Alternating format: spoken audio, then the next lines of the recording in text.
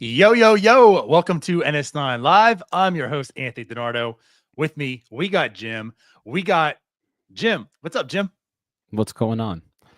Hey, you know what? Tyler made this show on YouTube, and in the description, he puts on there, Jim finally joins us after like a month-long vacation. And Yeah, look who's not here. Tyler. Yeah, Tyler, as it seems to be as always. Actually, you know what's funny? The past times it's been just Tyler and I. He's been fine. I think you might be the problem, Jim. There we go. Now we're on the right page. It's only when you're here, Jim, that Tyler has all these computer issues, which of course is most of the time. Mhm. But again, that you're here most of the time. But some of the times you're not here, Jim, Tyler's okay. Yeah, Tyler, thanks for joining the show. You're welcome. So, everybody, Unbelievable. welcome back. The three of us are all here together. Tyler, half of them is here. He'll learn how to center himself one day. But yeah, the three of us back together. Good times, good times. Pirates have made 3 signings this week. Good times, good times. There was a survey that came out today. Good times, good times. A lot of things happening in Pirates world. How's it going? As Sean says, what up, fellow sickos? Do you guys think Bucko Banner needs a new podcast host? Yeah, I mean, they might, but it ain't you two. Well, not you too, They're but maybe looking just to me. Upgrade you, Eh. upgrade you. Like, I don't know if they take you. well, I'm sure they would be nicer to me. They would definitely be nicer to you. They're actually Also, nice people. I don't enjoy being the one that everybody makes fun of. Like, I like being the one that makes fun of Nardo one day, Jim the next day, but I'm never the center of it. Then get some internet that works. You know Oh, what, now Jim? you're Maybe the show up center to of a few shows. Hey, I was here Monday morning. Yeah, that's true. Yeah. Good for Jim. You know what, DiNardo? Maybe figure it out somewhere else. Because there's something you're doing wrong, I'm sure. Sounds good. But anyways, yeah. So everyone, the Pirates made 3 moves. Tyler and I, of course, Tyler and I. No issues, Tyler. Uncentered Tyler was on our emergency podcast last night talking about Adam Frazier, talking about Tim Mayza, talking about the King Ryan Borucki being back. I know Jim didn't have his piece, but like Tyler said, let's not give it all away last night. We'll save some. We've had a day to digest this, so we'll talk a little more about that. And again, as mentioned, the Pirates had a survey go out to a lot of fans today, and that hit Twitter pretty hard. Everyone's talking about that. So you know what we're gonna do tonight, Jim? Is your idea? You can say it. Yeah, so the Pirates sent out a fan survey today. So yeah, we're gonna fill out the survey as Pirates fans live on the air. You can, if you're in the comments, if you're in the chat, appreciate your input. You can help us fill out this survey.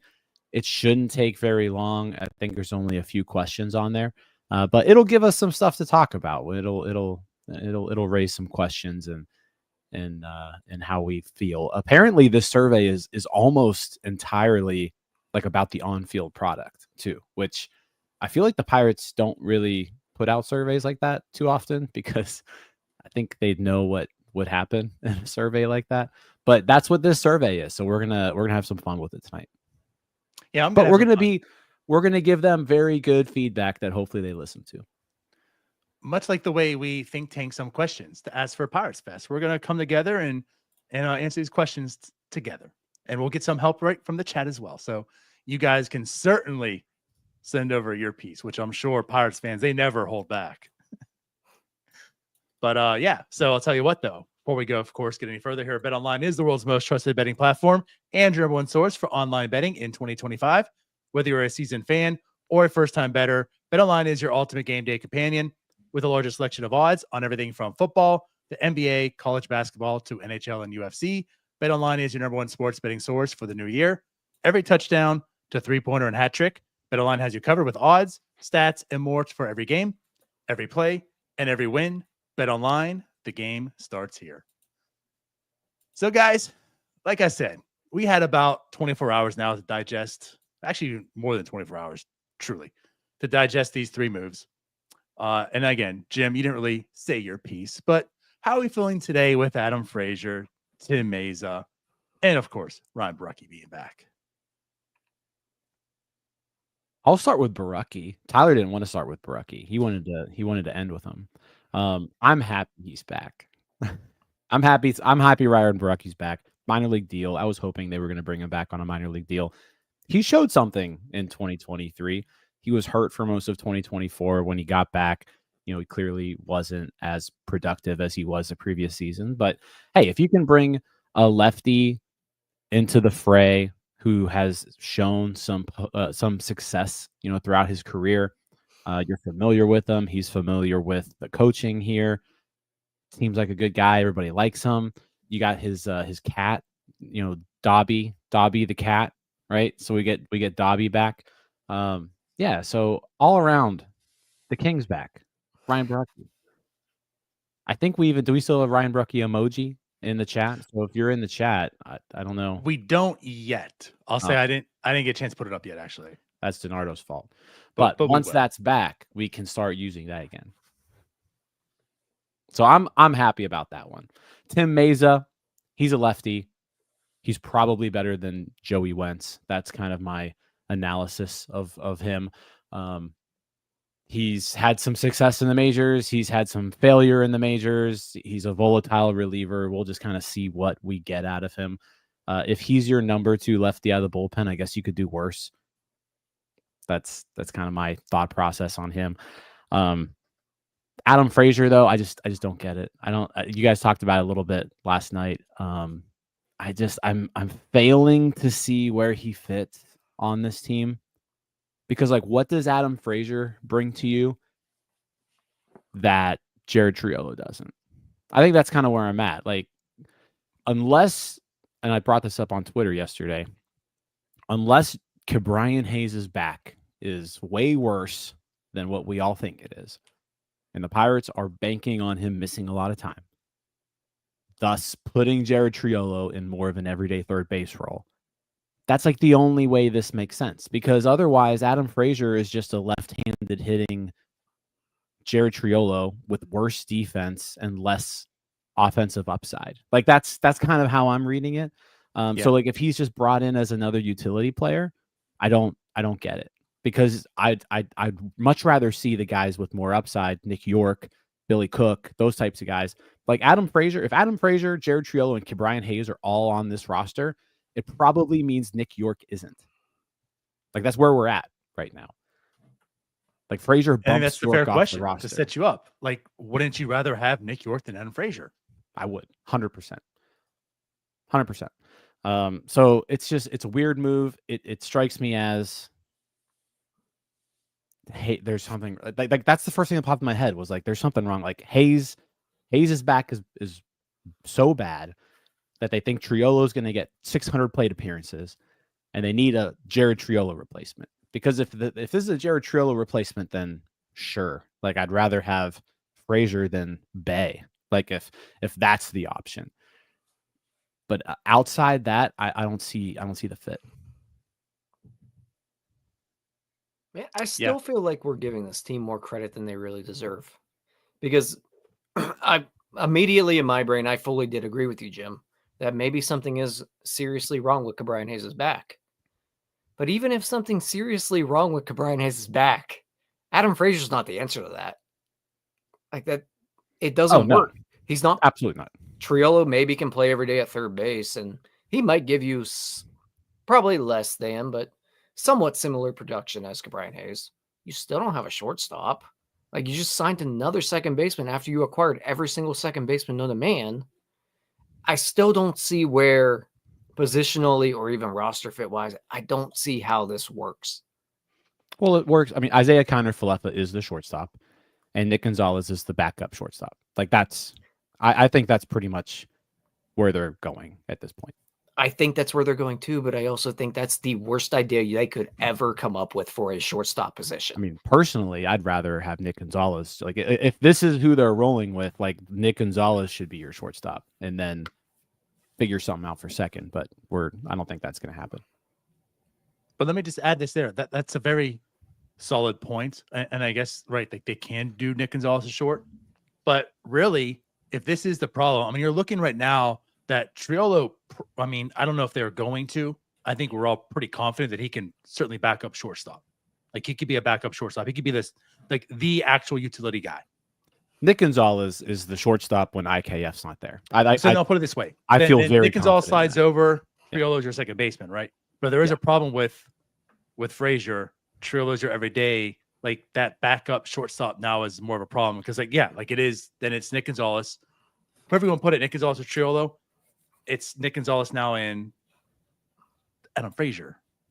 Like that's not really that good of a middle infield. And it's the same thing like with center field with Cruz. Like it's kind of weird how there isn't like a true backup shortstop on this roster. Also, is not a true backup center fielder on this roster either. Yeah, your backup center fielder right now is probably Billy Cook. Unless you go out there, which I'm cool with. Yeah, unless you go out there and you sign. Unless you sign Alex Verdugo, like there's been some rumblings. I mean, I guess Verdugo can play center field in a pinch if you need him to. He's played a few games. Kind of what I'm alluding to with this. It's like you can see Triolo being capable to play shortstop if needed. So it's like, Nick Gonzalez is there, but Triolo's also there. So like you have backup center shortstops. But if he's like forced to play third because of the situation, like Frazier is not a shortstop. So you lose that. And you still already have a hole as a backup center fielder. So it's like that there's no like true depth up the middle. Max brings up a good point too. Like IKF could maybe even be the backup center fielder at this point. Yeah, I don't know. So then who's there's playing not a great option. Cruz? There's their not days a off. option. They just switch positions. Not a great option here. I mean, O'Neal Cruz is just gonna have to be out there 160 times. Like that's it. Yeah. I think we're all on the same page though. Right now, this just does not make sense. The way this roster is constructed as of January 29th, I mean, you're going to have a hard time getting through May because there's just not enough talented baseball players, not enough guys that can play certain positions and very important positions on this team right now. Like, this is bad. Still time, but this is bad right now. Well, I mean, like shortstop's bad and right field is bad. Like they still need to figure something out there. I have a feeling shortstop, they're just going to roll with what they got. That's just like, we're just going to have to deal with it. I do think they're still going to do something in right field. Like they have to, right? Like they have to do something to address right field. There's still a couple guys out there and like none of them excite any of us. Like Alex Verdugo, Randall Grichuk, none of these guys are exciting. None of these guys are. I don't know what's going on with Tyler's screen there. None of these guys. Randy Quaid on Independence Day right now. None of these guys move the needle for us, right? But like they represent they raise the floor significantly. Like if you do, like let's just assume Robert Murray's been talking about how the Pirates are still in on Alex Verdugo. Like if Alex Verdugo's the guy and you bring him in, the Pirates' right field last year was negative 2.1 WAR. If you throw Alex Verdugo in right field for 140 games, the right field WAR is going to be at least like 2.5 WAR higher than that. Like at the worst, like if Verdugo puts up his worst season, he's still going to give you like a half WAR, which is a significant increase from last year. Again, it's not anything to get excited about. I like the idea of going for a trade, like Vinios says here, like Taylor Ward, Jesus Sanchez, like give me a guy like that, maybe, but just because of the upside, I'd like Taylor Ward a lot. I just have no idea what the Angels are doing. I don't think he's being traded at this point in time. I don't either. It just doesn't seem as if that's going to be the case. But like I'm with you all, and to go back to this comment here about backup center field is Jack. I like he can, like he's capable of being a backup center fielder, but is he going to be on the roster to do so? Again, that's part of the problem. Like, so if he's not on the roster, he's not your backup center fielder, which then again, it's probably Billy Cook, which I'm fine with, but there still isn't like a true backup shortstop and a true there isn't a true shortstop on the team regardless. So there's no backup and there's no backup center fielder either. I think both of you, and this was something that when you were talking yesterday, I think both of you are downplaying Nick Gonzalez's ability to play like 30 games at shortstop. If you're asking for 30 games, fine. But again, it's like he's the starting second baseman. Yeah. If you're going to bring in a utility guy, you would want the utility guy to utility. The utility guy plays second when Gonzalez is a short. What's the difference? Like, I would just like to have someone that can play shortstop. Like, is that too much to ask? Like, I think Gonzalez can handle the position. Like, do you want? There is a difference between handling the position and like putting your guys in the best position. There aren't a whole lot of people out there who are really good defensive shortstops who can also hit and are affordable and available. Like, those guys don't really exist out in the world. There's just not a lot of them. And one of them who was going to be hurt the first month of the year, he just signed a 2-year deal with the Rays, and God knows the Pirates can't sign anyone to a 2-year deal. Yeah. I'm talking about Hassan Kim for those who may not have known the news already. Yeah. Another annoyance of the day. But you just, like, it's hard to find guys that can hit, play shortstop, and play it well. Well, they don't have any of those either. None of these guys, Nick Gonzalez, we don't know if he can hit. We'd like to hope he can. And there's something there with him. IKF's not a good hitter, guys. Like, he can't. He's not a league average hitter. He's not. He's shown it time and time again. And he can't play league average shortstop. And he's shown it time and time again. And we're just going to play him at shortstop every day of the freaking week. And then we're going to back him up with a guy that's a second baseman who doesn't play shortstop because we moved our shortstop to center field so that he can cover the ground that right field can't cover because they're a bunch of minor leaguers. What are we doing? Had we not moved the shortstop to center, we'd be talking about who's playing center field on. Like, it's there's holes that, like, there are too many holes that need to be addressed. And I don't know, the move was made. Cruz is the center fielder now, right? So we just got to deal with it. And IKF can't hit. I don't think he's gonna be that great defensively either. But I think you're downplaying Nick Gonzalez. I think I'm, if there's one guy, and I talked about this in our Discord, like, if I had to bet on one position player outside Cruz and Reynolds to put up a 3-WAR season this year, I'm going Nick Gonzalez.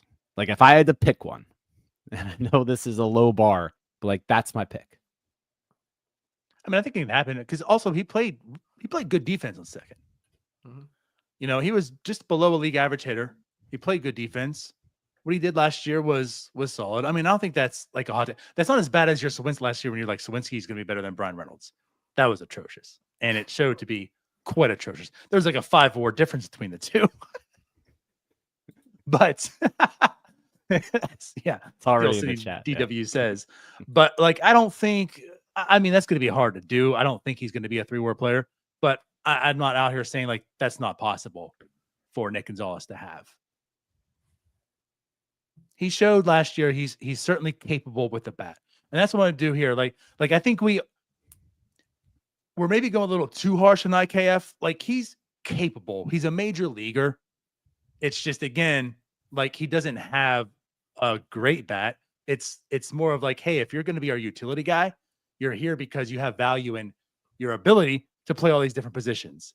So if you're going to be the 10th guy on the team, like, on the roster, right, hitting wise, that's fine. But now you're the starting shortstop, which means you're getting everyday at bats. You're losing your versatility, which is your strength, and you're losing that versatility by playing the position that's one of the worst positions you play at. So again, like, just we're trying not to knock so much on IKF himself. It's the plans to use IKF. That's kind of the problem. He's a major leaguer. He just shouldn't be an everyday shortstop. I think we're all pretty much in agreement on that. Just want to make that a little clear right now because we have been kind of harsh on him lately. And again, I want to make you understand why we are. Yeah, it's more about the position they're putting him in because he's a valuable player. Like, second, third base, you get a lot out of him. It's just shortstop's not the place. Yeah. I mean, at the time of the trade, I liked it. I like Isaiah Kiner-Falefa. I think every team needs a player like Isaiah Kiner-Falefa. I think he can play a lot of positions. He can do it fairly well. He can handle the bat. He can play like small ball. Like he's just a good player to have that every team needs. The difference is they're not using him that way. Like when you use him as the guy who just kind of bounces all over the field, he can be useful. When you're using him as an everyday shortstop, he's just not that guy. I think we saw that towards the end of last year. I think that's even kind of unfair because I feel like if you play him at second base or third base every day, he's not too dissimilar than Brian Hayes. Like you're still going to get a valuable player there that can probably play every day. It's just they're putting him in a position that's not going to work. Yeah. And that's what I'm going to say to this comment. You guys would have hated Josh Harrison. I mean, I liked Josh Harrison. I love Josh Harrison. Because he actually, I mean, he had the career year offensively. That didn't happen again. But the bat, you could say, is probably similar to IKF. But also, the guy was way more athletic than IKF. I mean, what he gave you value as far as like the base pass. And again, the defensive versatility, the fact that he's able to play everywhere. He wasn't really your everyday player until he played at third base. And again, like he had a really good bat that year too. But it was because of his versatility. He had that value because he could be plugged in anywhere the diamond. He gave you good defense, competitive at bats. That's what IKF should be. Again, if IKF was the Jay Hay role, we would be saying like we did last year at the trade deadline when he was acquired that, hey, I like this trade. Go back to the trade deadline. I liked the trade because what he brings the value to this team. And they took away all that value. They stripped IKF away and said, we're going to put you in the position that you're going to succeed the least in. Fully agree. Yeah. So back to some of these things that were talked about a little bit here. Verdugo, right? Robert Murray has put out today, talked about it, that they are still potentially, I mean, they're talking to him. There's still potential that Verdugo is going to be on the Pirate. We already heard Grichuk, weeks ago, maybe being a Pirate. So, yeah, like Jim said, I don't think they're done. I think they're still going to get a right fielder to some capacity.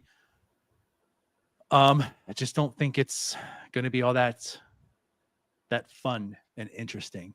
But again, it will be better than what was there last year. That's the bar that we're setting ourselves for this year.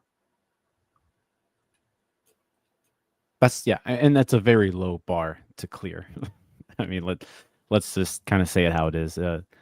It's going to be almost impossible to be worse in right field than last year was. I don't think you can try. You could literally have a contest every game. We're going to pick a fan to play in right field. And I still think it would be more successful. Yeah. You guys mean you don't want Josh Palacios out there every day? No. I mean, to be fair, Josh Palacios might be more valuable than what they got last year. But, I mean, you guys are right. They need better out there. And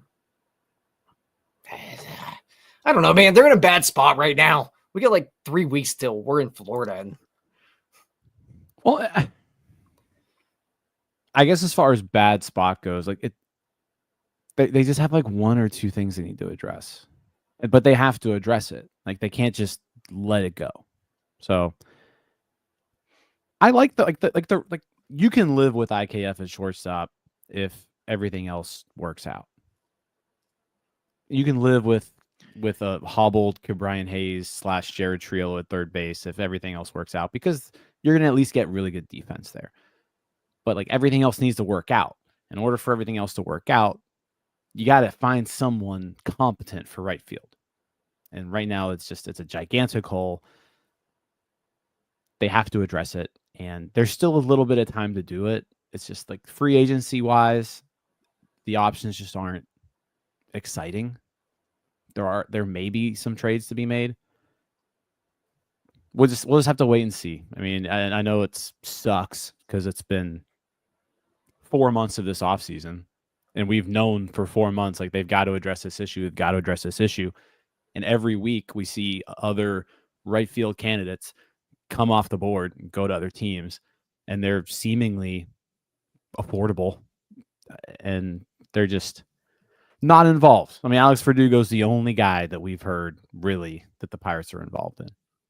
I guess they were maybe mentioned with Grichuk one time by somebody, but like Verdugo seems to be the guy that they're talking to the most. Mm-hmm. Is that why? I guess that why they went after Adam Frazier? Maybe we just need a lefty, but I don't know. Like Verdugo would be okay. I think I'd live with him. I think you're going to get close to league average production at the plate from him. Not terrific defense. You'll get good defense. I mean, it's not terrific. It's fine. I don't think it's anything to rave I mean, about. But I mean, right field. It's above average. It'll also be way better than anything you had last year. Very true. You won't have to see Brian De La Cruz airmail the baseball and just, not catch baseballs. You know what? I think my problem is that I've just bought into the fact that Jack Suwinski's going to be a right fielder now, and I'm buying into the fact that Jack Suwinski bounce back here. I think that's where I'm at now. Like, do we really want to roll with Verdugo when, Jack Suwinski had a 20% above average offensive year a lot more recently than him? Well, I mean, that is a legitimate question. Like, why not just roll with Suwinski at that point? I guess my stance on this, that's why I want to give you the counterpoint to this, and I want to hear your point of view on it, right? My stance is it's still very much unknown. Like, there's just so many uncertainties. Can Jack bounce back? He certainly can. But he showed that he was one of the worst baseball players in baseball of last year.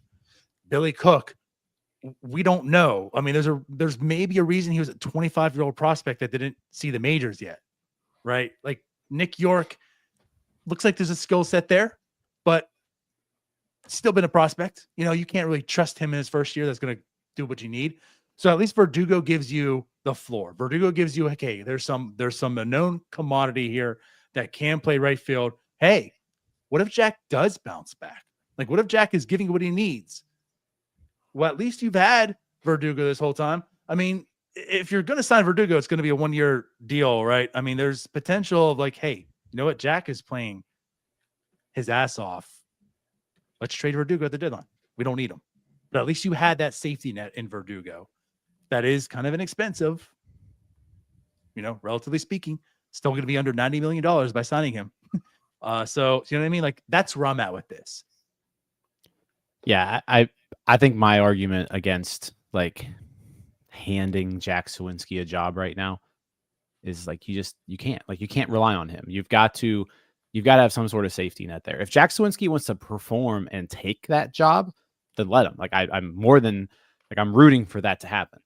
But like you can't after last season just say Jack Suwinski, here's 500 at bats for you. Like you can't do that. Agree. Yeah, you can't.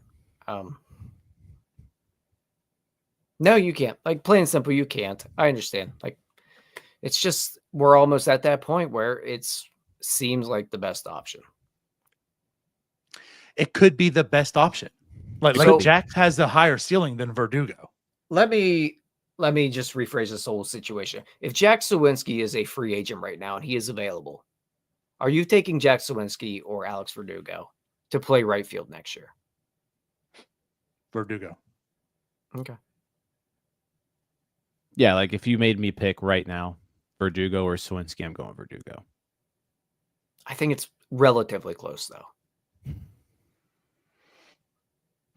And it could be an age factor and maybe now granted the price tag comes into play there. I'd maybe think a little different if Suwinski would have once he got demoted hit the ball, but like he sucked in AAA too. Yeah. Like he was just bad. He was just all around bad. How much are we buying into Matt Haig? That's where we're at. Enough, but like he's still a hitting coach. Right. You know what I mean? Like the players, it's still on the players. They have to develop, they have to be good. Coach can only do so much. It does have an impact. But I guess my thing too, and this like goes back to me last offseason, there's just so many variables on this team. There's so much uncertainty that I want to surround it with some known commodities. And I guess that's why, because with it, like all you have is, what Brian Reynolds is going to give you. You feel confident of what O'Neal Cruz is going to give you after last year. There's still very like, how good is it going to be? Or is it going to be a little bit of drop off, but he's an above average hitter, no matter how you look at it. After that, literally after that. Is Joey Bart the same person he was last year? Horwitz? Gonzalez? IKF we've talked about. He's already limited. Brian Hayes, what's he going to give you? And if not, is it Triolo? So like there's so many, at least Verdugo, I know what I'm getting. There's some sort of safety net there. There's some insurance there. That's why I would take him over Jack Swinski if I had to choose one going into next year.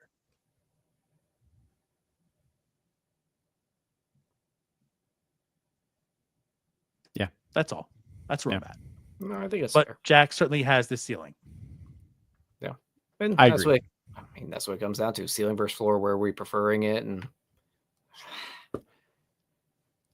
I just think the odds of hitting the ceiling right now are lower than, obviously what I felt last offseason. no. Last offseason, I was feeling pretty good about Jack Swinski. This offseason, not so much. We flipped. Yeah. We flipped. I'm starting to buy in. I'm buying stock. Yeah. We want to get into the survey. We can. So other than that, there's not much really else to talk about Pirates World. We can talk a little bit about like what the Reds did today, maybe with NL Central. We talk about Kim. He went to Tampa. That kind of stung Possibly a little Kim bit. got, I mean, that was he got more money than I thought. Yeah, 13 a year. It's an option. It's 13. It's a 1 year, $13 million deal. Basically, he can opt out after the year, which I'm sure if he's healthy, he's going to. So like, it's kind of smart in the raise. Like, it's probably going to happen. Guys, the Pirates spent $10.5 million on Aroldis Chapman last year. Like, Kim's a pretty decent signing there. Like, it might be more money than you thought of, but like in the grand scheme of things,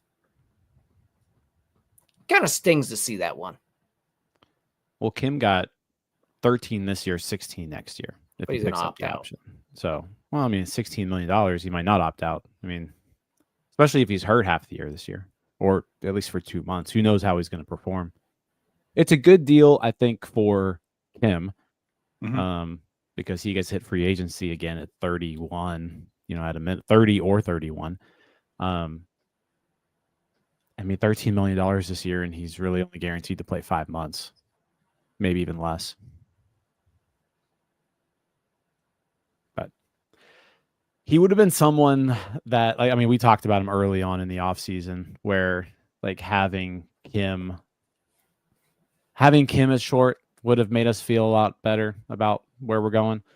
And seeing a team like the Rays, right? Just a team like the Rays, a team that somehow their payroll is now $10 million more than the Pirates. They don't have a stadium to play in.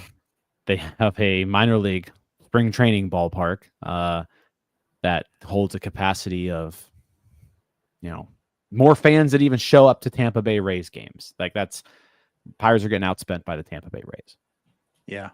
And they're getting outspent by the Cincinnati Reds by $36 million, and the Milwaukee Brewers by $36 million, and the Kansas City Royals by $52 million. I was just going to say the Royals signed a closer today.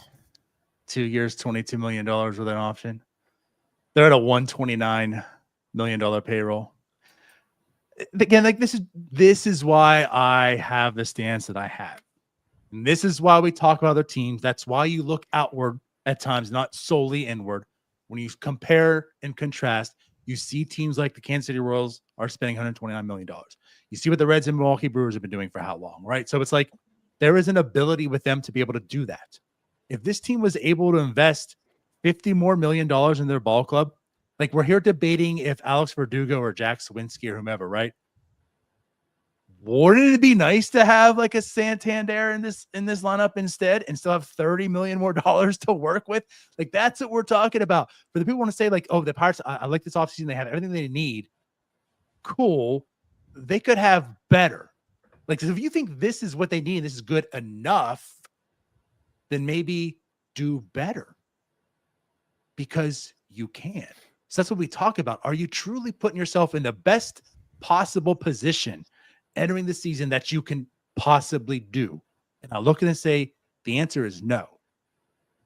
So you're not giving all you can to start out the year with. So if you don't make the playoffs, it comes back to this offseason.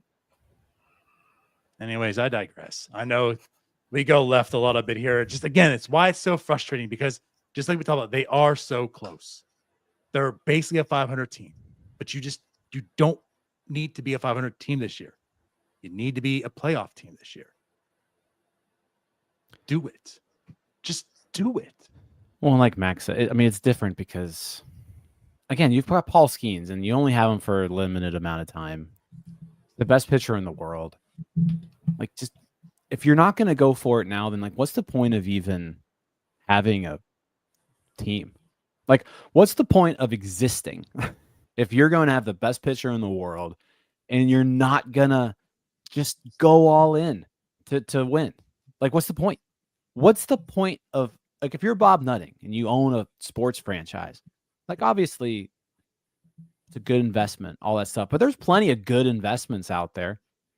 You own a baseball team for some sort of reason. What's the point of owning a baseball team if you're going to have the best pitcher in the world and just do nothing to help them out? Because it's a really, really good investment. There's a lot of really good investments out there, is what I'm saying. Yeah, but some not much like a baseball team. Oh, I get it. There are reasons to own professional sports franchises, but like, but you got to have some sort of competitive spirit. Like, want to win.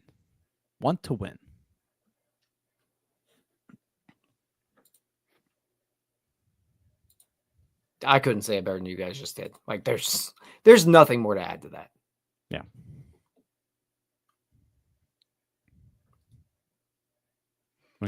Okay. Well, then, do we want to do the survey? Can we tell them everything we just said? Let's do the fun part here, because I think a lot of what we're talking about is gonna roll into here. So, if you've been waiting on the survey, let's do the survey. I'm gonna make sure that my email address isn't being broadcasted everywhere. It's not showing up anywhere on this email. So I like to do like me, just broadcast all your personal information. I think we're good. You will be able to see though that I have 36,929 unread emails. So, 36,929 unread emails. But we got an email. Today. Hello, as a valued Pittsburgh Pirates fan, we invite you to participate in a brief survey about your perception of the Pittsburgh Pirates organization. Please share your feedback by taking the 5-minute survey below. We value your opinion. Thank you in advance for providing us your first-hand fan insights. Let's go, Bucks. All right. So, Jim, no dark mode, buddy. You know what? Not on that. Apparently, you're looking as bright as Tyler's light over there. No. I know. That's my bad. All right. So let's I wonder if there's a way to zoom in a little bit more here. Here we go. All right. Here we go, guys. Overall, what is your impression of the Pittsburgh Pirates? Is it terrible, poor, average, good, or excellent? And again, get these comments going. We want to hear your point of view.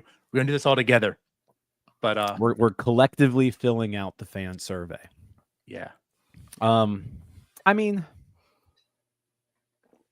it's got to be terrible, right? I mean, it has to be. This is a team that since I was 5 years old, they've had 3 playoff appearances and 4 winning seasons. A lot of pours, a lot of poor at best, terrible, poor only because of the PNC experience, poor. You guys are giving them a little more credit than me. Yeah, but I think like Kevin there saying poor is correct because the PNC Park experience and the ballpark alone takes it out of terrible, I feel like. Being a fan of this team, though, terrible. But that's not the question. Overall. No, it's just asking. Overall. Overall, you're right. Overall includes, I guess, everything. Mm-hmm. Like also, I took this already earlier today when it came out, and I answered it as poor. And it's more or less the same things. Like, trust me, there is a lot of reasons to be frustrated with this organization. And there's a lot of reasons you can say this is terrible, right? But I think it would be fair to give it as a poor because it's still PNC Park. Like, there's still some things they do right. You're right. Okay, you know what? I'll give you that. Poor though. They are they do some things right. Yeah. That I guess maybe bumps them up to poor. Like when I think of terrible, I would think of being an Athletics fan right now. Yes. This team. My point of view is going to say if they were playing in Oakland and those facilities with this type of team and whatnot, you might be able to go ahead and say terrible at that point in time. Let me ask you this: is that the only, like, if we were doing this for all 30 teams, are the A's the only team you would say terrible? White Sox, maybe. At this point, I think they'd be in that. Well, they might be like White Sox and Rockies, probably. Is it? Maybe Rockies, maybe in the poor area. Yeah, but I think they all hang in the poor. They're maybe borderline. All right, I'm gonna go with poor. I think you guys have swayed me. There are some things that keep it from being terrible. David hits on the head too, and they have Paul Skeens. Like, you can't be terrible. They have Paul Skeens. He himself elevates them from terrible to poor. And Livy Dunn shows up in the park sometimes. And there you go. That might take him to average. For those that care. Yeah, but also the payroll is at $79 million, guys. Right. All right. Right. That's like half of the Rockies. So, but okay, you know what? We're gonna go. Saying they're good. I'm gonna go poor. Oh no! Right. This is a ballsy question to ask this fan base, isn't it? Do you perceive the Pittsburgh Pirates as a prestigious organization? No, neutral, yes. I mean, unless you have been in a coma since I was born 1992, you know, how is your answer anything but no? I mean, what has this team done in the last 30 years to make this question anything else? Yeah, I think we're all on the same page on that one. I guess where I come in is there can be a perspective of people who've gone through the 70s. DiNardo here. Well, I'm saying, like, people who've gone through the 70s and like have known this to be a once prestigious organization and still have that remembrance of it. And, you know, because now it's not, like, they could lead neutral. I could see people saying neutral to this, but like, I can't look at this Pirates and say like, this is prestigious. Like Max, you said, since 92. Yeah. Max right here says he actually answered neutral because of how they were in the past. And that's where I'm coming from. I mean, the Pirates historically, you know, like, this once was a prestigious organization. It was a once proud franchise. Right. I guess at that point, like, do you consider the Cleveland Browns a prestigious organization? Or do you consider them neutral? No, I would say no. But I guess that's a good comp right there. I'm sure some people would say neutral for Cleveland. They also have crazy ass fans. But I also, like, you might have a better Browns argument. fans and Pirates fans are not the same. Like, you might have a better argument here with the Oakland A's. Well, wherever they are now, the A's, because they've won a lot more recently than the Pirates. They're probably closer to neutral than the Pirates. Mm-hmm. All right. Yeah, we're going to go with no. It's a no. It's a no. Yeah, we're going with no. All right. Do you find attending Pittsburgh Pirates games worth your time? No, neutral, or yes?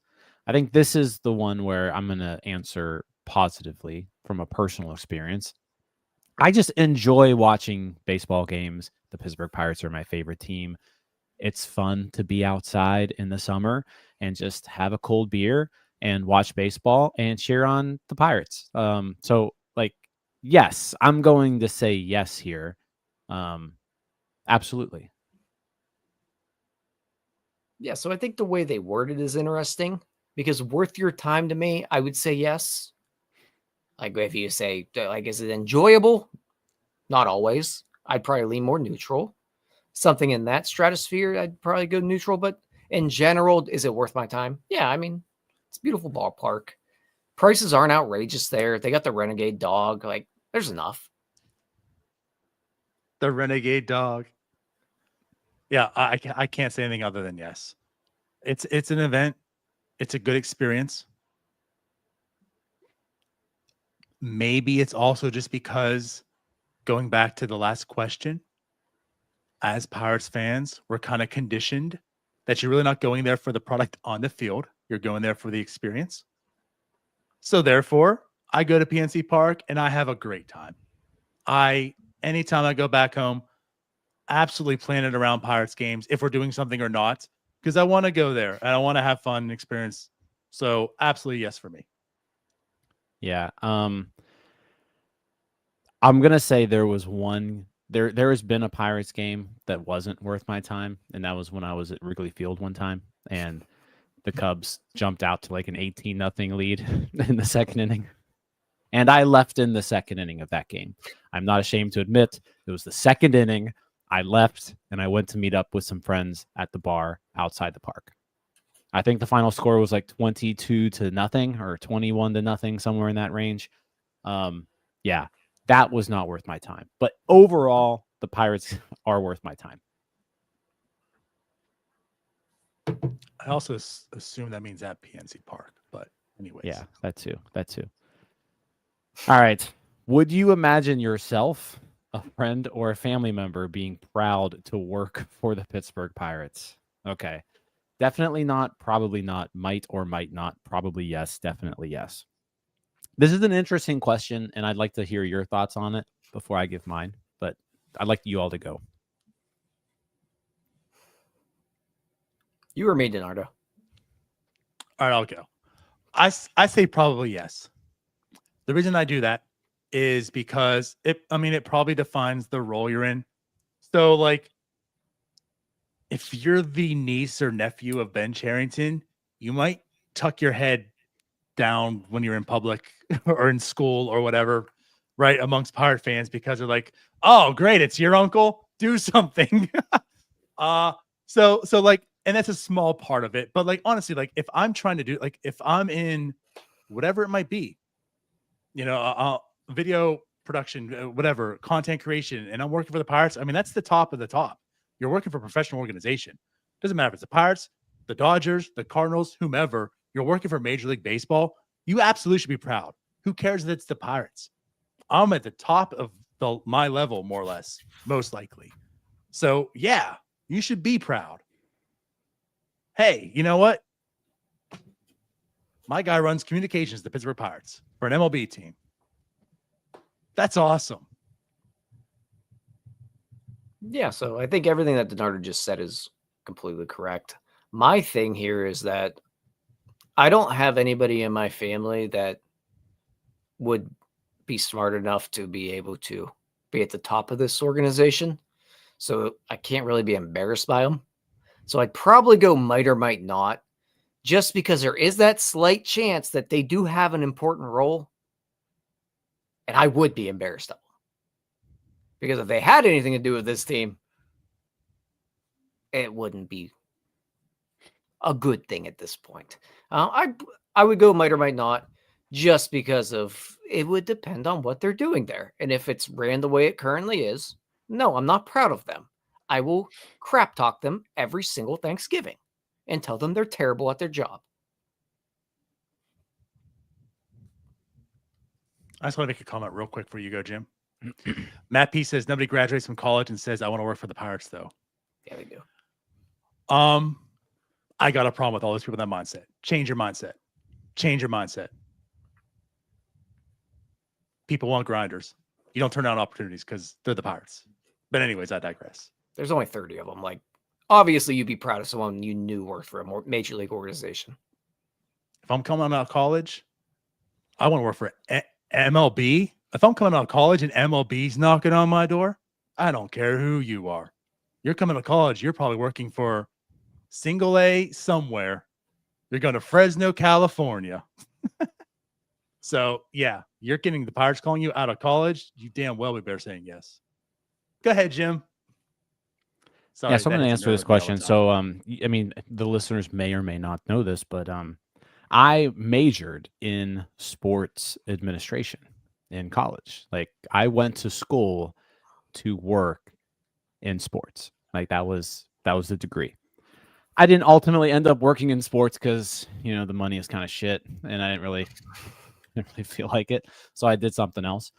But you know, that's what my degree's in. And I know a ton of people who work in baseball, who work in other sports. I know a lot of people who work in Major League Baseball. And I damn proud of someone who works for a Major League Baseball organization. Like there's some comments in here. Like there's only 30 of these in the world. If you grew up a diehard baseball fan and it was your lifelong goal to like work in baseball, there's not a lot of opportunities. That's why like these teams have so many like interns running around, because people do this stuff for free. Like they're willing to work for these teams for free. So to actually get a job for one of these teams, one, you got to be good at what you're doing, and two, like it's a hell of an accomplishment. So I've known people who worked for the Pirates. I've known people who have worked for other major league teams. It's a dream for those guys. So I'm voting definitely yes to this question. That's cool. We'll just hijack it. Yeah. Probably yes was the correct answer, but so also shout out Penn. Everyone like the stream. Thank you. But no, that's on top of that. Just as far as someone Jim, who like, you know what? Before you hit that submit button, though, if you're, let's see, a family member or a friend was, let's say, like the lieutenant for Ben Sherrington right now, would you say you're proud of them? I would, yeah. Or you're a crazy person, because that's a hell of a job. Yeah, and I tell a hell of a job. At it. Oh, I would tell them they stink, but it's still a hell of a job. Like, okay, well. Yeah. Would you go brag about your friend that's a front office member of the Pirates? I would. Yeah. Oh, I would. Yeah. Okay, you're different than me, because I would be like, I don't know that guy.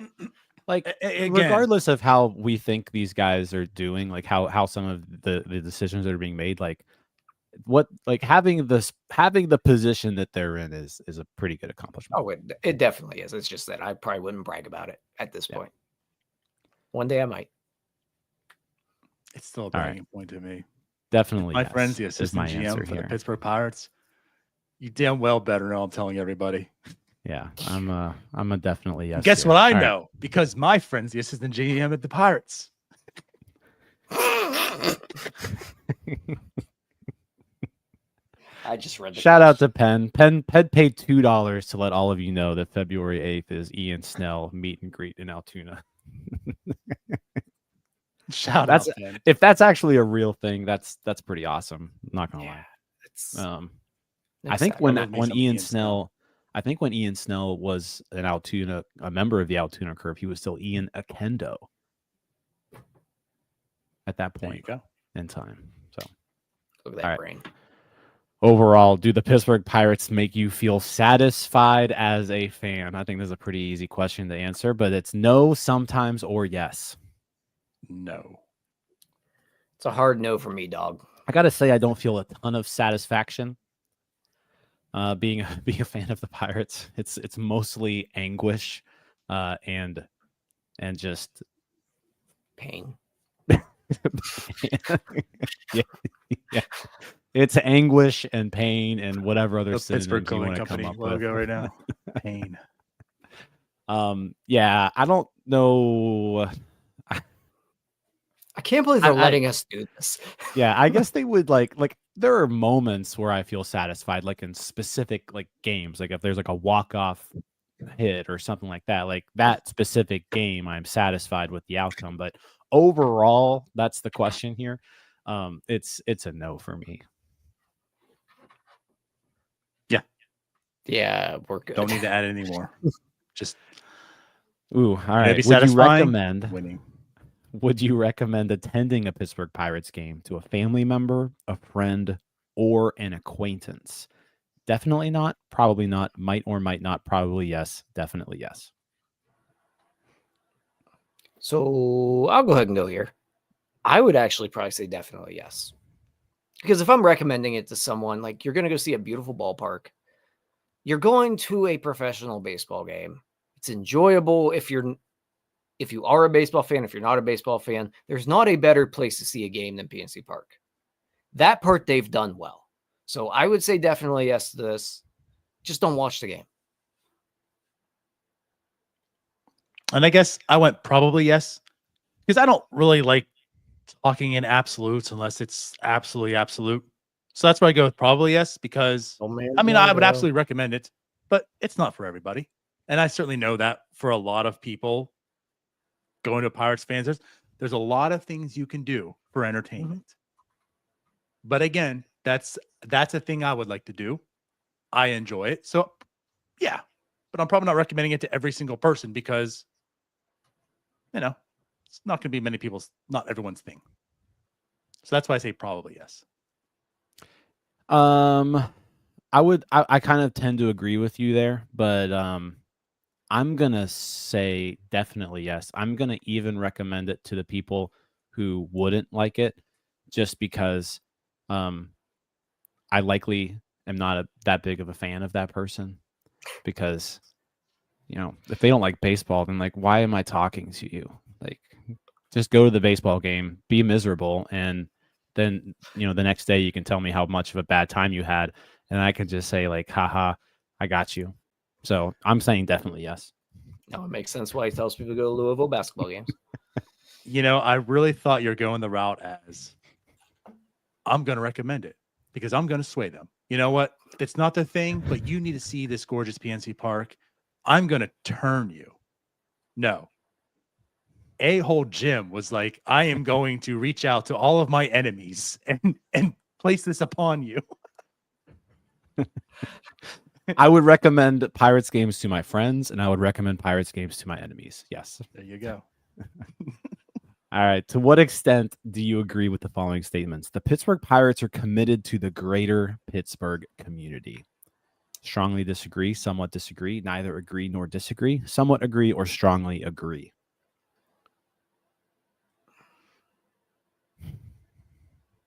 You want to go or me? Since we're all silent?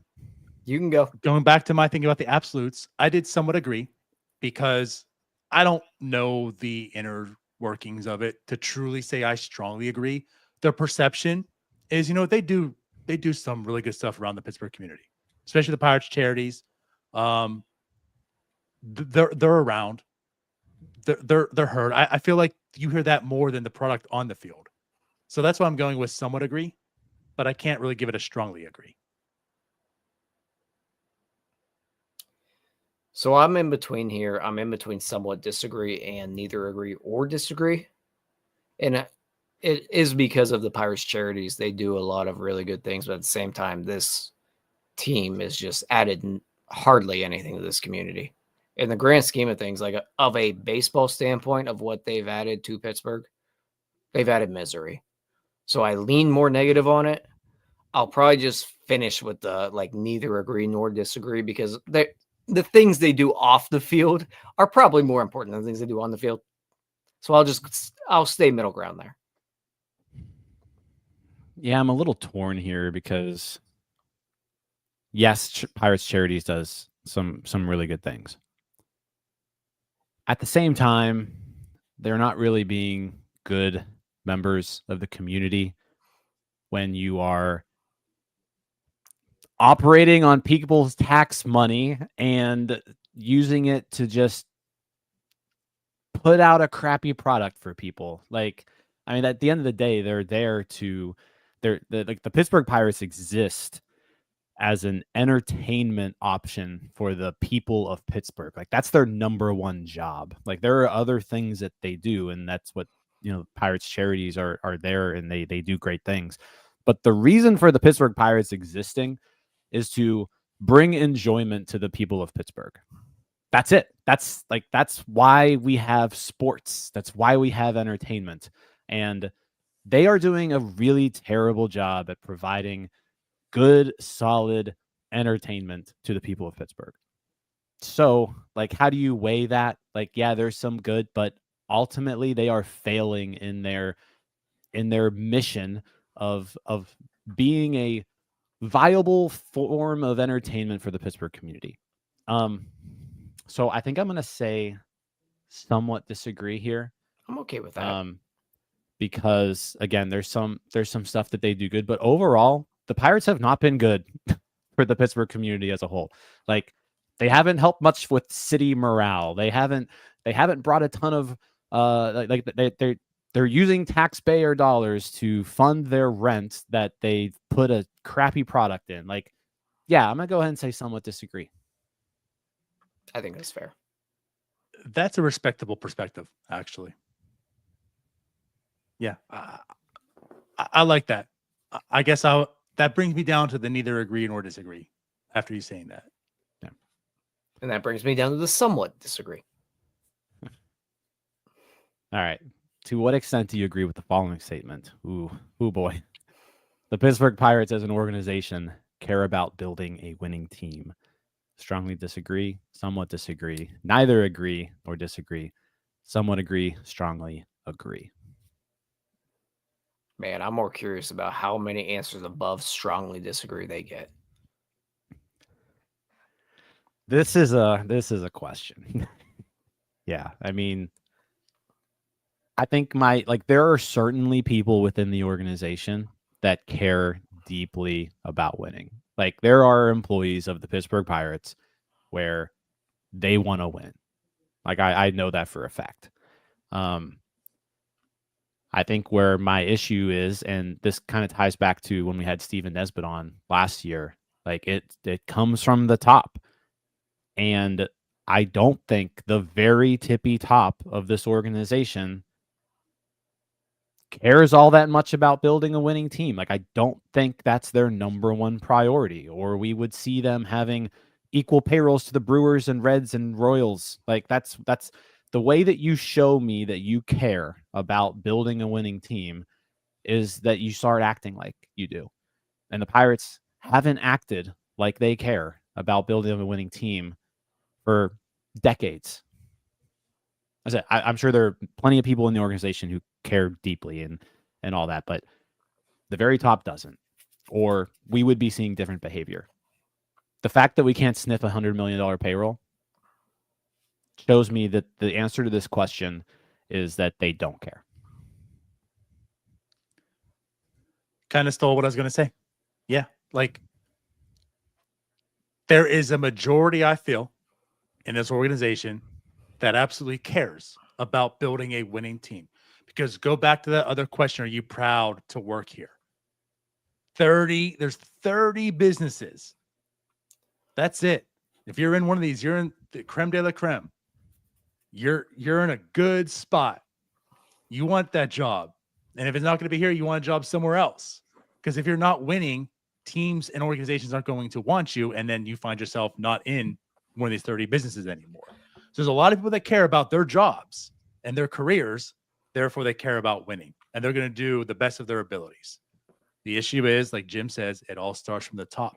And I don't think at the top, it's a priority. So there's a lot of limitations on people and their ability to perform their jobs. And I think what the problem is also because they don't really care at the top. They don't always have the right people in the jobs. So they care about winning. They're just also not good at their job or as good as they need to be at their job. And you might need some exceptional people at the jobs because, again, they're limited on these resources. So they care. The people at the top don't really. So they're not giving the resources to the people who do care to do the job well, to do it well. And those people aren't really suited to do a good job. And they fail at trying. They want to, but they're not as well equipped as others. So I that's why I think it gives a perception of course, nobody cares. That's why I said somewhat disagree, because I do think the majority care, but as an organization, as a reflection, it comes off, it doesn't. So I said somewhat. somewhat disagree. Is that what I said? But yeah, somewhat disagree. Yeah. I think it's like that. Like the number one goal of this organization is not to win baseball games. It's not. I mean, or they wouldn't act like this. Like plain and simple. Like there are other things that are more important to them, and that needs to be the most important thing. And so, yeah, I'm going to strongly disagree with this statement. Yeah, just to echo the sentiment there. Like, I strongly disagree as well. I do think there are definitely people in the organization that care about winning. The problem is that the decision makers and the main decision makers, like not even Ben Sherrington, not even Derek Shelton, but the people who actually are in charge of this entire operation, I don't think they care about winning. And that's really what it comes down to. See, I guess there's maybe a little bit of a difference. I think they care. They're just not. They do not that care. Good.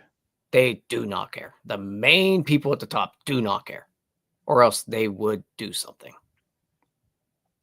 If they cared, payroll would have exceeded $100 million at some point in the history. Bob Nutting, I'm sorry, guys. Bob Nutting does not care to win. Like it's been proven time and time again. He doesn't care if he wins. If it happens, great. I would like to. It would be cool to win. It'd be But cool. it's not a priority. Nope. And No. if it's not a priority and like it'd just be nice to do it, he doesn't care to do it.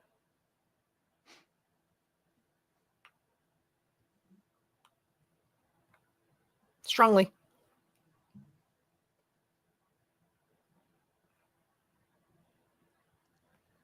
I'm asking. Is that it? I'm asking Google a question here real quick. Like what Oh.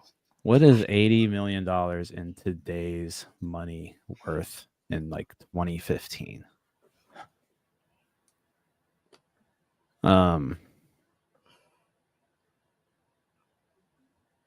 This is not going to be a fun exercise.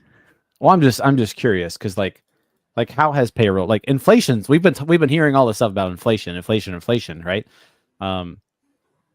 What is the equivalent to $80 million in 2015?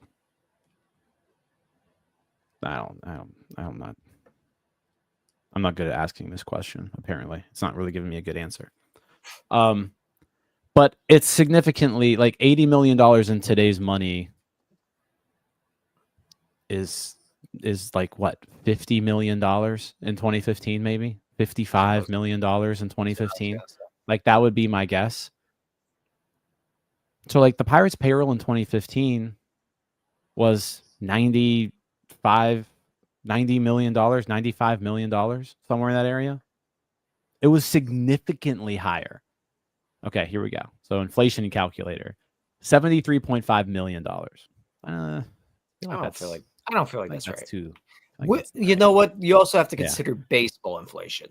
Right. But like revenues are up over time. Like revenues have never been higher than they are right now. Like you're getting like all-time high in revenues. You've got inflation. You've got all this stuff that's dealing with. Like, why hasn't payroll gone up? Like, I don't understand how payroll hasn't risen with revenues. Make sense to me. Jim, it's not even that it hasn't gone up.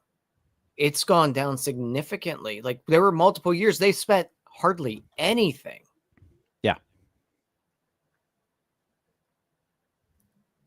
Yeah, I strongly disagree. Like DiNardo even considering somewhat disagree is the dumbest thing I've ever heard. I don't care. Dummy. All right. So I'll work my answer. I'm going to try this in January of 2015. Yeah, I just keep getting an error on the inflation website. But again, like it's ridiculous. So yeah, also, so strongly disagree to the answer. But also payroll in 2015 at the end of the year was like way over 100 million. I got the reverse of the answer. Yeah, I can find the reverse. Like I just must be terrible at asking this question. I'm getting 80 million in 2015 is 106 million today. Yeah. So that makes you think 50 million in 2015 is 80 million today, roughly. So right. All right. To what extent do you agree with the following statement? The Pittsburgh Pirates are committed to on-field performance and improvement.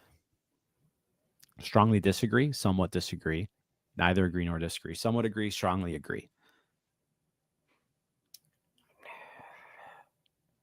I'm going to go back to the Nesbitt article last year, and that's why I'm going to lean more somewhat disagree here. I don't want to go strongly disagree with it because I do think that there's a coaching staff in place.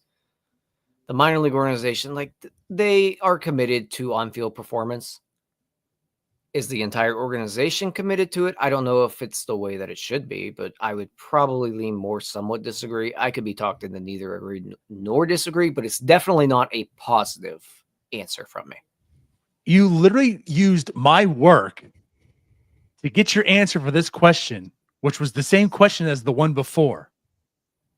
If you strongly disagree before on the way you're talking, you got to strongly disagree on this now too. Because you just said that there's some people who do, which is literally what I said to get to my answer. I just said the difference was This the last one said Pirates. organization. Organization is different than are the Pirates committed to on-field performance, which, yes, then we're just talking on-field, and the guys that are already here, yeah, they're committed to it. They just aren't very good at it. Different. How is on-field performance better than winning? Or, is it performance leading to winning? The question is, are they committed to it? Okay. On-field performance. Are there people here? It's a different question, DiNardo. Am I on Pluto? But the route you're going to get your answer is the route I took on the last one that you said was the dumbest thing you ever heard. Stupid because it was an so then you're stupid question. Here. This is stupid. You're an idiot. We're debating on if we strongly disagree or somewhat disagree, right? That's not what this debate's about. No, I'm debating if I'm an idiot or not. Oh, you are. Tyler's in the middle. He's supposed to be getting attacked tonight. That's mean. That's how the show started. So I think this has a lot to do with the previous question. Like, if the Pittsburgh Pirates were committed to on-field performance and improvement, I don't know. Would Derek Shelton still be here? Would Ben Cherington still be here? Would it have taken them 5 years to figure out that, hey, maybe we need to do something with our scouting department? Like, I guess the fact that they eventually did make changes shows you that they're committed in some capacity, right? So if you're using the fact that, hey, they actually made some changes because they realized things weren't working, I think this is where I would lean to a somewhat disagree. Like, they've noticed that there are flaws and they are trying to correct some of those flaws. But at the end of the day, on-field performance and improvement also takes money, and they aren't investing any of that into this team. So that's where I'm gonna lean somewhat disagree on this question. Isn't all that stuff you just mentioned right now ways to care about winning? Getting new coaches, doing all that stuff right now, part of caring about winning? I think one's big. But it's a different question. Yeah, and like Tyler said, it's different question. Yeah, one's bigger picture. This one's smaller picture. One's me and Jim agreeing. One's you being stupid. Whatever. I did somewhat disagree on this as well. So you're agreeing I had the same work, same thought process. So you're saying like you're going to get the same answer that you did the last one because you refuse much more smarter than you. No, like you refuse to go to either extreme because it's middleman DiNardo all day long. You know what I'm doing? I haven't been in the middle yet. The two of you arguing about somewhat disagreeing here is making me I'm strongly disagreeing. Submit answer. I'm good with it. I want on the record. I'm good with this isn't an argument about the strongly disagree or somewhat disagree. This is personal. No, you two arguing made me strongly disagree. That's what it was. There we go. Look what we've done to the Pirates. What if that was the one vote that tips the scales that makes them move to Nashville? This was all part of my plan. Yeah. All right. Lastly, here's the last question. All right. To what extent do you agree with the following statement? Overall, the Pittsburgh Pirates are heading in a positive direction. Do you strongly disagree, somewhat disagree, neither agree nor disagree, somewhat agree, or strongly agree? Go ahead, middleman. Go ahead and pick neither agree nor disagree. No, I'm going to do Tyler.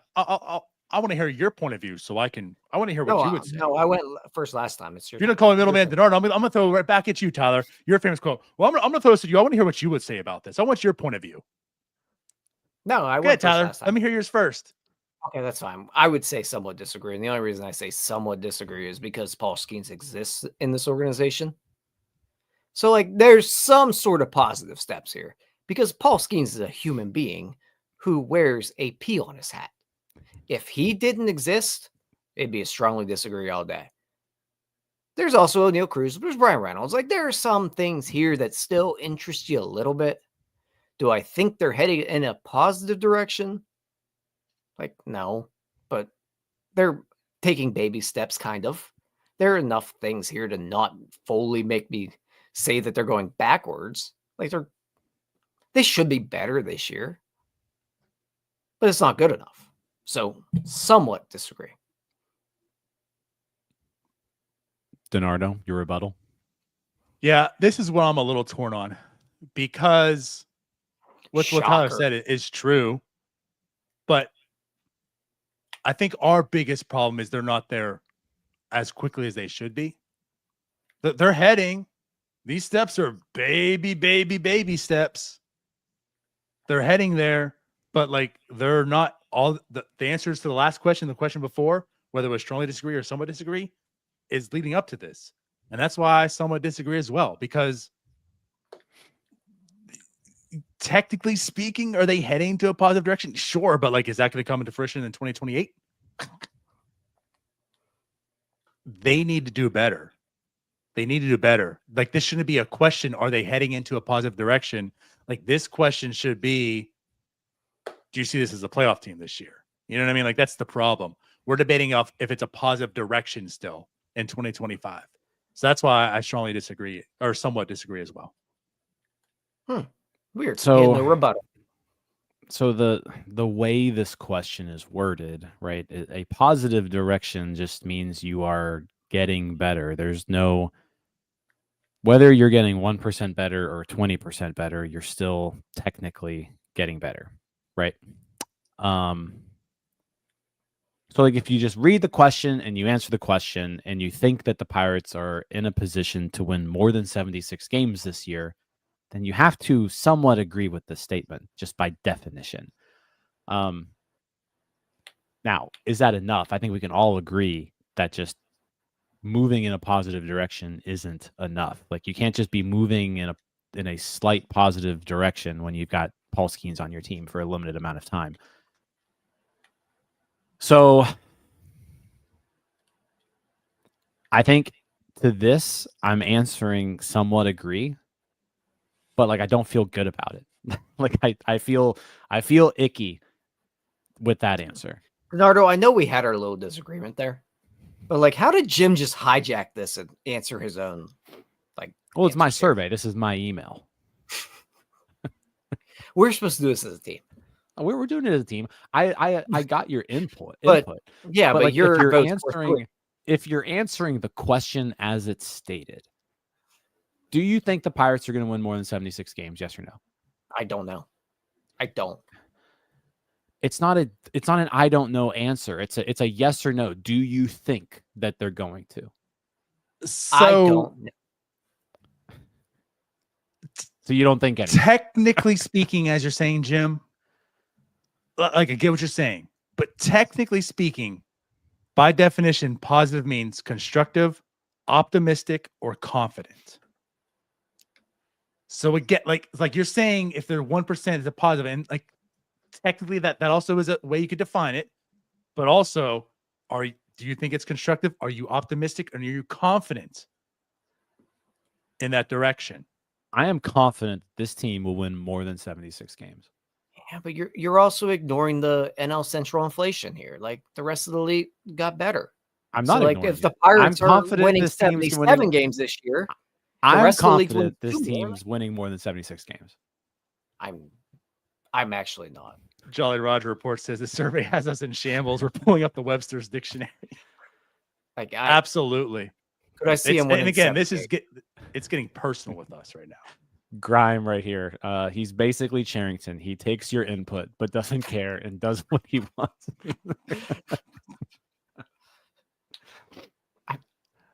The reason that I don't know is because like I could see him winning like anywhere between 74 and 78 as it stands right now.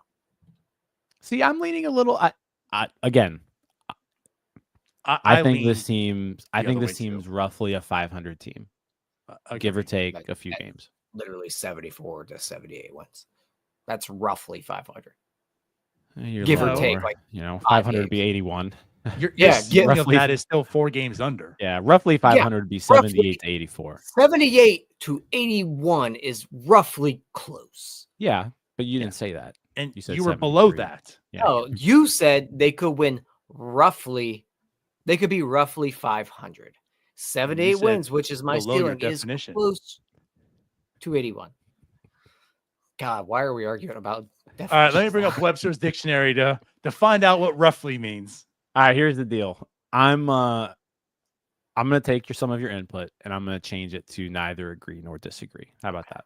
Can we settle on that?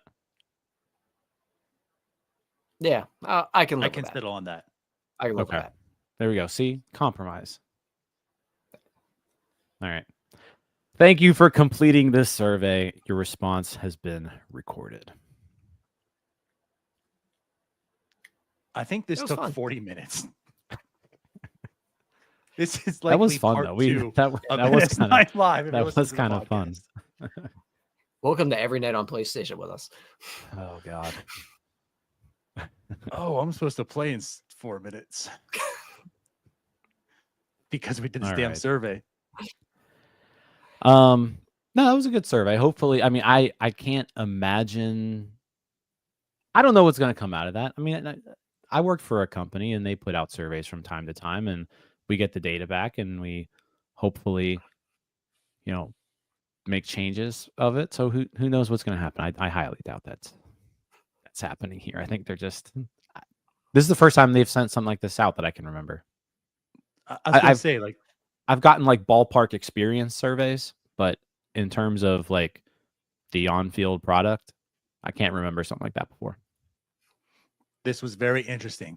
And again, the way the questions were, it was very much surrounded about the team, the organization, the product. Like you said, I've never really seen this. So it was interesting that they sent it out. What they do with it remains to be unknown, probably. We'll hear the leak about it in 10 years. We'll have Nesbitt on in 2034 talking about. Yeah, you know what we need. You know how I was gassing up the Pirates employees? Yeah. All those people who I was like saying, yeah, you should be damn proud. Like, I'm damn proud of you. Leak the survey results. There you go. There it is. Do me a me, solid. You will be heroes in this Pittsburgh community. Yeah. Maybe the person who leaked the Roki Sasaki PowerPoint will get that to me. Maybe. Yeah. Didn't do any good then, though. Maybe there'll be more success with leaking this. Yeah. They always say the second time is a charm.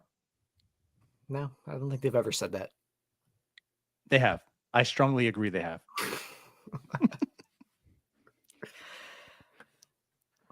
Let's get out of here. All right, let's get out of here. As always, we thank you guys. We appreciate it. If you haven't, go ahead and subscribe. If you want to be a member, 99 cents, be a member. You get all the emojis. King Brucky will be back. We appreciate it. And I did want to say here, I don't know what was going on earlier. I kept seeing the blah, blah, blah. Message has been deleted. Message has been deleted. For all you people making bad comments that were modded out and deleted, I thank you as well, because the only way to message in this chat is to subscribe.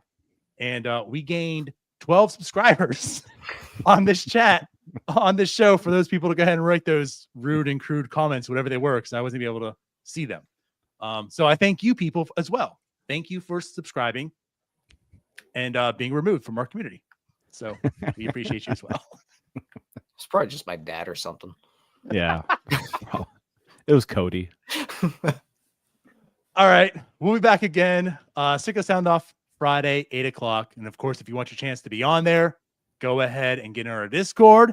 that contest is going out to see who gets announced. Tomorrow at midnight, we'll have our 3 show contestants. And we'll see you then. Hey, Rob, the 5 memberships. As always, we appreciate you guys. So we'll see you guys later. Bye-bye. Peace out, Scouts. See you guys. All right, that wraps up this episode of North Shore 9. Thanks so much for tuning in. Whether you're listening on the podcast or catching us on YouTube, if you enjoyed the show, please give this video a thumbs up and don't forget to hit that subscribe button if you haven't already. It really helps us grow. And if you're listening on the podcast, a quick review goes a long way in helping others find the show. Plus, be sure to tell a friend about us. There's always room for more here in the NS9 community. And for those looking to support us a little more, consider joining our Patreon, become an MVP member, and get exclusive perks while helping us continue to bring you more of the Pirates content you love. Thanks again for all your support, and let's go Bucks.